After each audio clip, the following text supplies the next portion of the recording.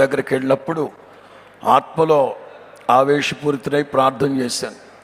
Stephen గనక హతసాక్షిగా మార్చబడుతున్న సందర్భంలో తండ్రి కుడి పార్శ్వమందు కూర్చోవలసిన ప్రభు లేచి నిలవబడి ఉన్నారట.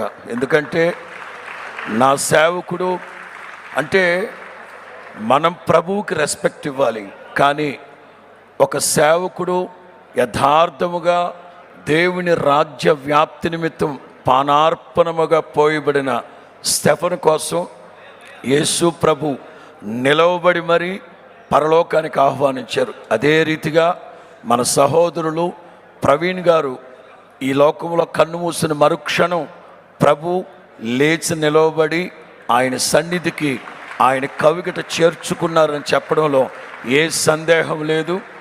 ఆ క్రైస్తవ సమాజం మరింత ధైర్యముగా మిక్కటమైన ఐక్యత కలిగిన వాళ్ళమై మనమందరము ఒక్కటే అనే సంకేతం ఇది మొదలుకొనైనా ప్రపంచానికి మనం తెలియపరచగలిగితే ఈ ప్రభంజనం ఎదుట ఏ పాతాళపు పునాదులు కూడా నిలవబడలేవనే సందేహమే లేదు.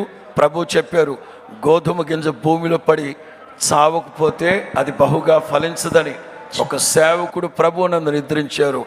ఇలాంటి యవన బిడ్డలు కోత విస్తారమై ఉండగా, నిజమే వాస్తవంగా సేవ చేయాల్సింది సేవకులు, కానీ వారు వ్యాపారాలు చేసుకుంటూ అనేకమైన సామాజిక బాధ్యత కలిగిన వారే.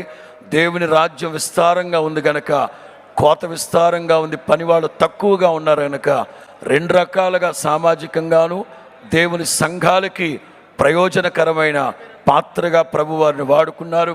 మంచి పోరాటాన్ని పోరాడారు. నిశ్చయముగా నా తండ్రి వాడబారని కిరీటముతో వారిని అలంకరించి పరలోకంలో మనందరి ముందు ఆయనని ప్రశంసించును గాక. సమయాన్ని అనుగ్రహించిన పెద్దలకి ధన్యవాదాలు తెలియపరుస్తున్నాను.